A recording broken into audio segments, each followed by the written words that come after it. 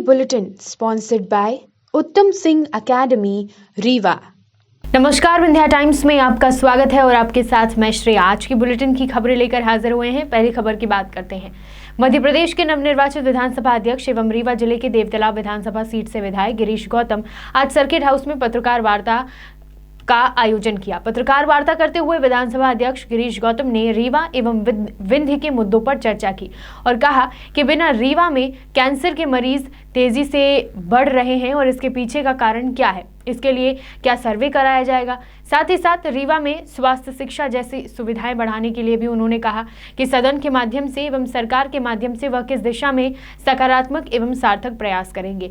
विंध्य प्रदेश के पुनर्गठन के सवाल पर विधानसभा अध्यक्ष गिरीश गौतम ने कहा कि क्या वाकई जनभावना है कि विंध्य प्रदेश का पुनर्गठन होना चाहिए या फिर महज राजनीतिक स्वार्थ के लिए चीजें की जा रही हैं।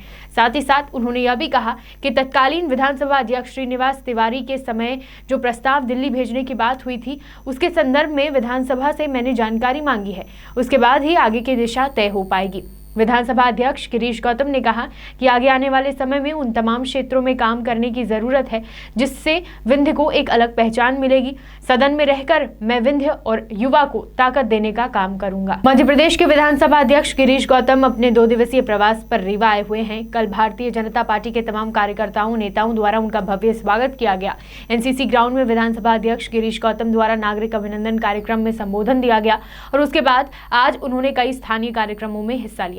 इसके अलावा हाल ही में छत्तीसगढ़ के दंतेवाड़ा में नक्सलियों के बम के चपेट में आए शहीद लक्ष्मीकांत द्विवेदी की शहादत को सलाम करने विधानसभा अध्यक्ष उनके गृहग्राम पहुंचे और परिजनों को ढाढ़स बंधाया। यहां विधानसभा अध्यक्ष ने भरोसा दिलाया कि बहुत जल्द ही वह नक्सली मूवमेंट को जड़ से खत्म करने का प्रयास करेंगे। हमारे जो जवान शहीद हुए हैं उनको श्रद्धा सुमन अर्पित करने आया हूँ।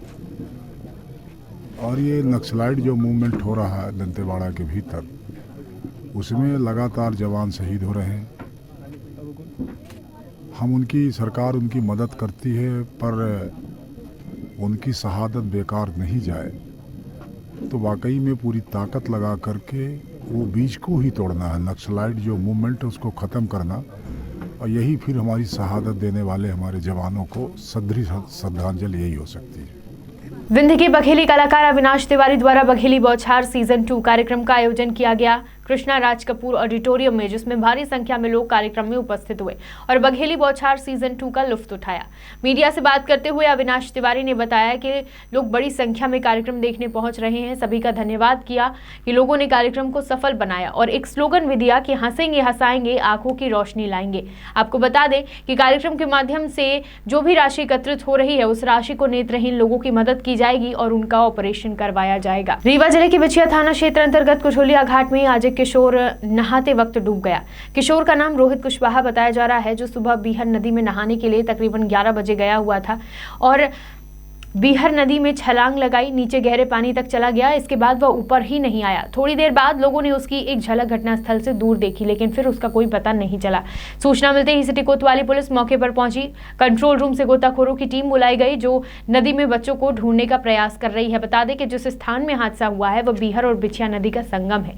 यहाँ पर पानी काफी गहरा रहता है, जिससे बच्चे को ढूंढने में थोड़ी दिक्कत आ रही है। फिलहाल बच्चे को ढूंढने का प्रयास किया जा रहा है। मध्य प्रदेश के सिंगरौली जिले में एक ऐसा थाना है जहां पर लॉकअप सहित पुलिस पुस्तकालय भी है।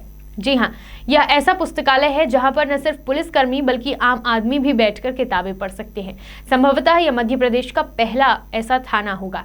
सिंगरौली जिले का यह मोरवा थाना है। हालांकि किताबों से भरे इस वीडियो को देखने के बाद आप हैरान हो सकते हैं कि क्या यह लाइब्रेरी है या थाना, लेकिन आपको बता दें कि यह थाना परिसर में स्थापित पुस्तकालय है। इस पुस्तकालय में साहित्य से लेकर उपन्यास और प्रतियोगी परीक्षाओं में सहयोग करने वाली हर वह किताब मौजूद है जिसकी प्रतियोगी को जरूरत होती है। जी हाँ, सही समझा आपने, थाना में पुस्तकालय।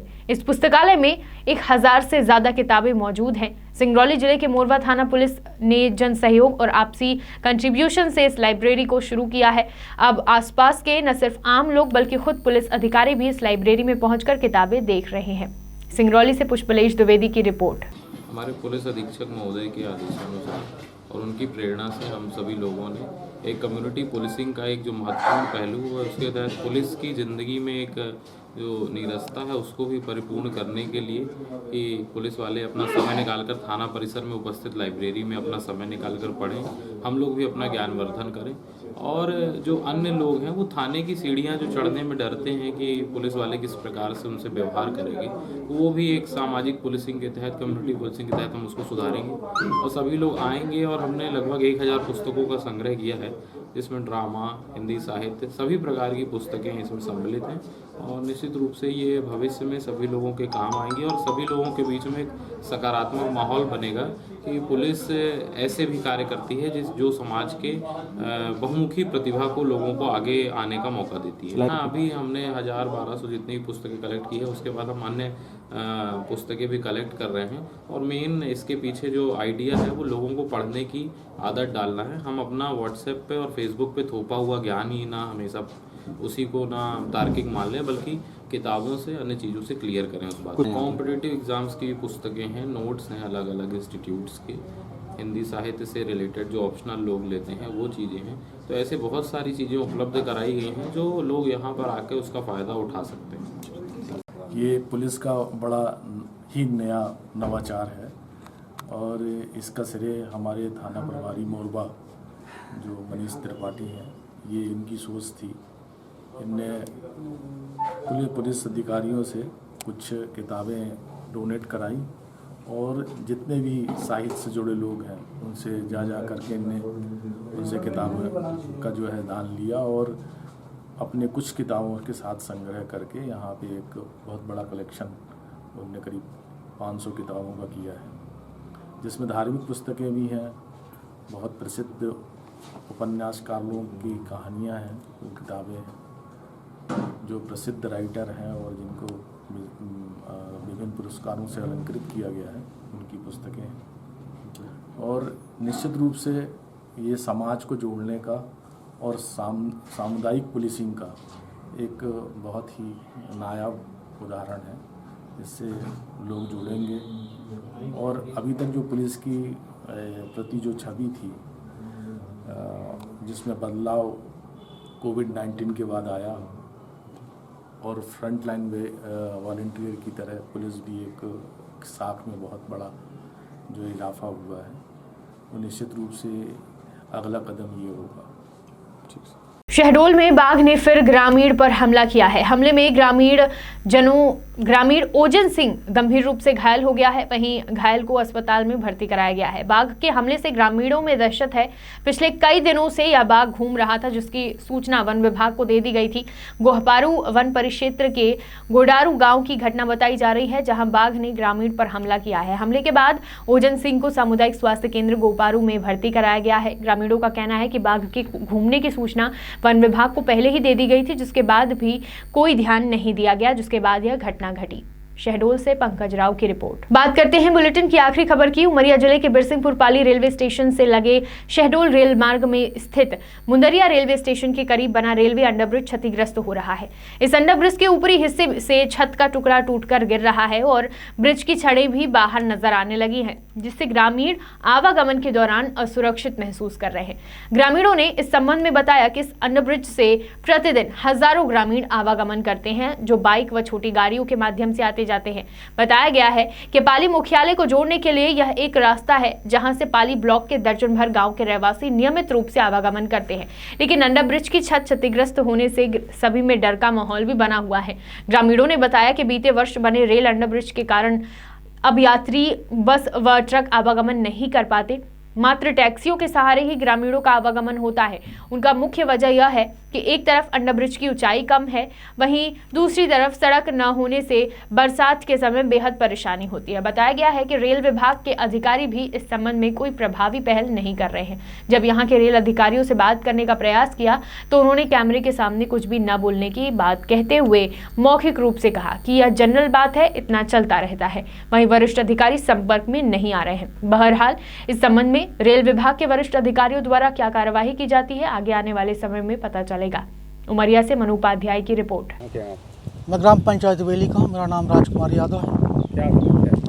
हमें आने जाने भारी तकलीफ होता है जब से अंडरब्रिज बना है।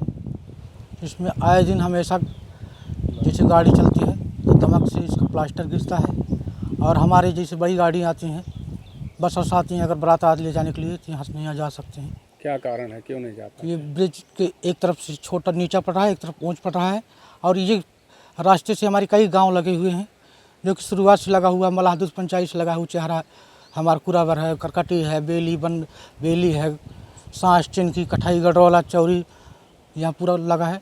यह रोड से हमारा निस्तार होता है कम से कम यहाँ से, और शाहडोल रोड मिलता है, पर आने जाने में भारी परेशानी थी जब से ये ब्रिज बन गया है। तो ये बरसात के अब बरसात के सीज़न में बिल्कुल, और बल्कि ये नहीं चल पाते हैं। आए दिन यहाँ कीचड़ भी पड़ा रहता है, पानी भरा रहता है, इसके ब्रिज जो बना है, ब्रिज के नीचे पानी भर जाता है, और बल्कि भारी तकलीफ पड़ती है आने जाने में। विंध्य की तमाम खबरें लेकर कल फिर हाजिर होंगे। देखते रहिए विंध्या टाइम्स। बहुत बहुत धन्यवाद।